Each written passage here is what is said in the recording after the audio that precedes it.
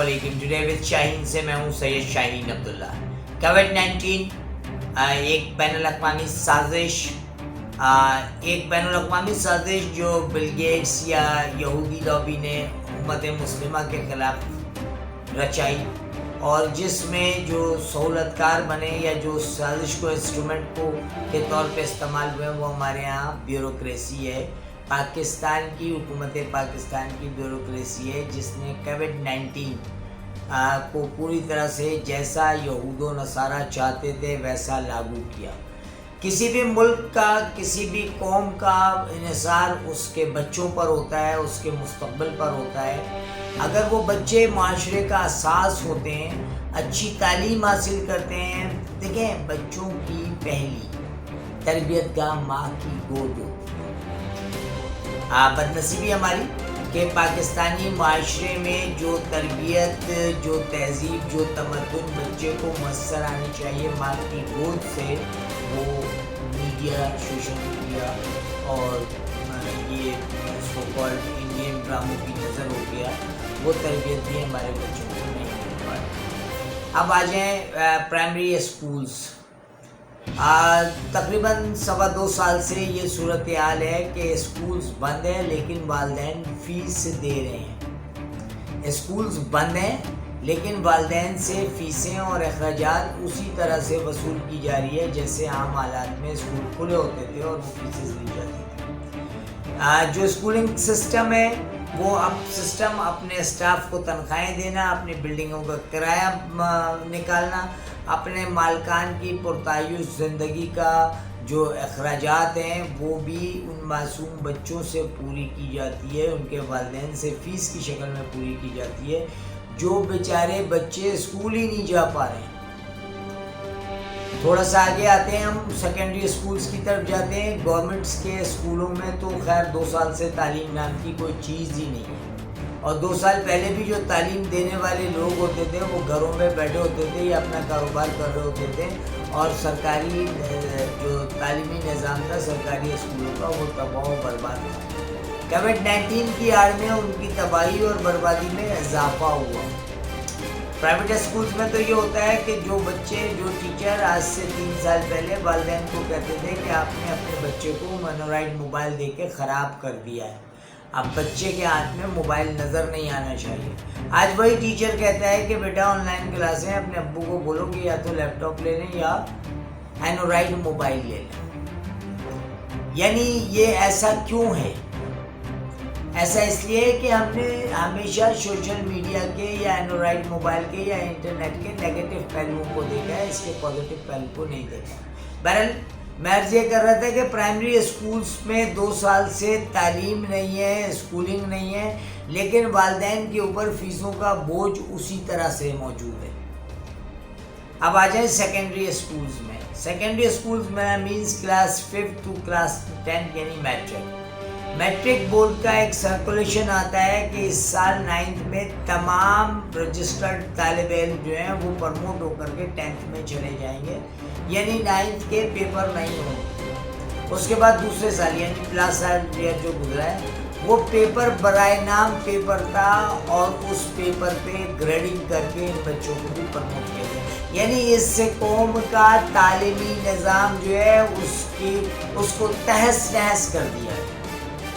Education system होता है पढ़ाने का निज़ाम, और एजुकेशन और लिटरेसी वो इंसान की काबिलियत या सलाहियत होती है जो स्कूल्स में जाने के बाद वो स्टूडेंट हासिल करता है। तो किसी भी माशरे की तलकीद, किसी भी माशरे को बनाने में उस माशरे के बच्चों का किरदार होता है। उन बच्चों के किरदार को आपने तबाह बर्बाद कर दिया स्कूल्स को बंद करके कोविड-19 की आड़ में। देखें, वो जो कोरोना जरासीम है उसने आके, चूँकि वो एक साजिशी, एक ज़हनी यानी एक, मैं हमेशा अपने प्रोग्रामों में कहता हूँ कि यहूद व नसारा का वो हथियार जो मीडिया नाम का इंस्ट्रूमेंट है उसके ज़रिए से इस कोरोना के नाम के जरासीम को फैलाया गया। यानी एक साइकोलॉजिकल इफेक्ट है कोरोना। इस कोरोना को इम्प्लीमेंट कोरोना नहीं करा रहा है, आपकी ब्यूरोक्रेसी करा रही है। آپ کی وزارت تعلیم اسکولوں کو بند کراتی ہے، آپ کی وزارت تعلیم کالجوں کو بند کراتی ہے، آپ کی وزارت تعلیم وزارت تعلیم کوئی وزارت تغلق ہاؤس کا وہ کمرہ وہاں سے سرکولر نوٹیفیکیشن خود نہیں نکلتا ہے، نکالتا کون ہے؟ وزیر تعلیم کا خاص آدمی یا چیف سیکرٹری۔ چیف سیکرٹری کون ہے؟ جو حکومتی جماعت ہے، سیاسی جماعت ہے، اس کا نمائندہ ہے یا فیڈرل گورنمنٹ کا نمائندہ ہے۔ اور فیڈرل گورنمنٹ کس کی ہے؟ یہودیوں کے داماد۔ اور یہ جراثیم، یہ کرونا ڈیزاسٹر کس کا لایا ہوا ہے؟ یہودیوں کا لایا ہوا ہے۔ اس پہ کرونا نہیں انسانوں کو مار رہا ہے۔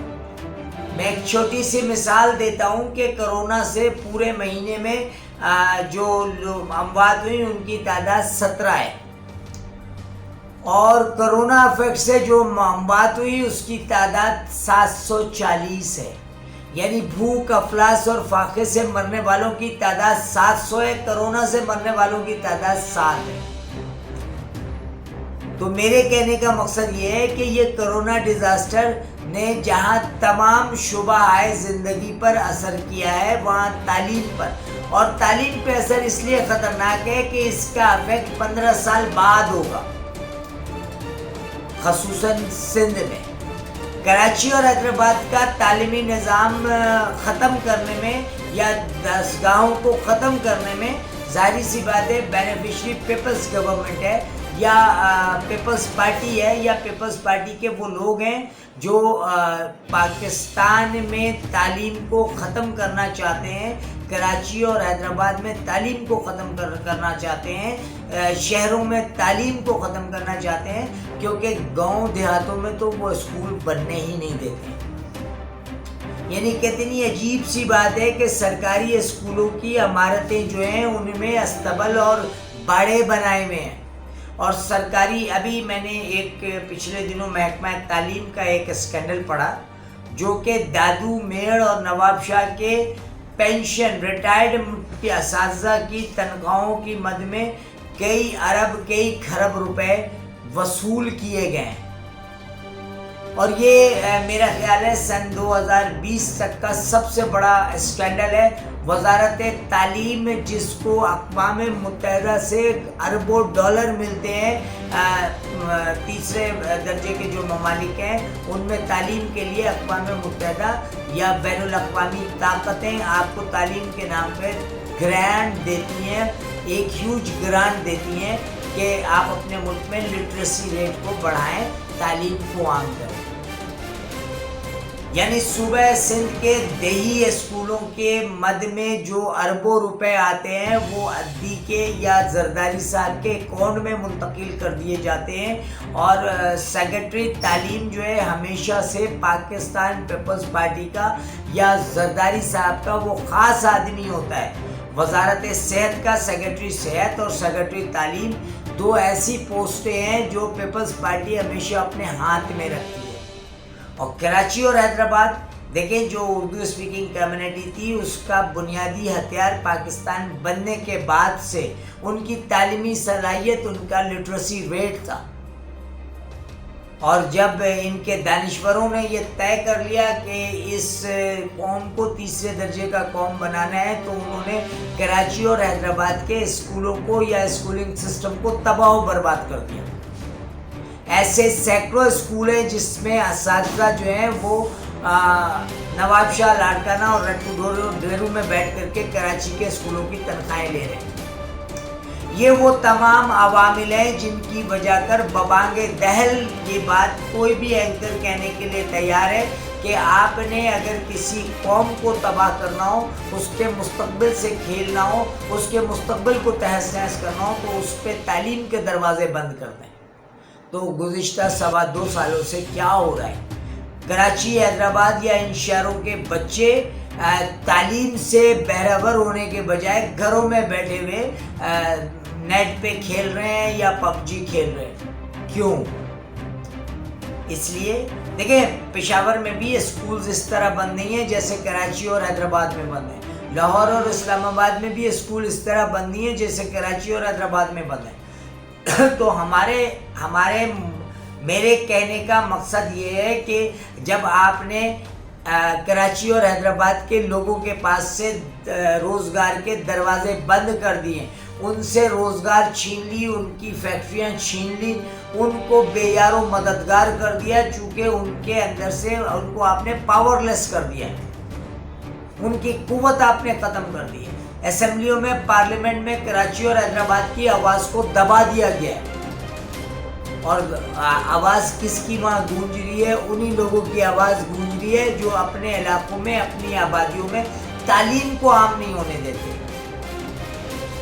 وہاں گاؤں دیہاتوں میں اسکولز اس لیے نہیں بنانے دیے جاتے ہیں کہ وڈیرا کہتا ہے کہ اس کا بیٹا، ہاری کا بیٹا پڑھ کر کے میرے برابر آ جائے گا، ہاری کی بیٹی پڑھ کر کے میرے برابر آ جائے گی، جبکہ وہ ہاری کو اپنی ریت، اپنی ملازم، اپنے ان کے نسل در نسل اپنے ملازم سمجھتے ہیں۔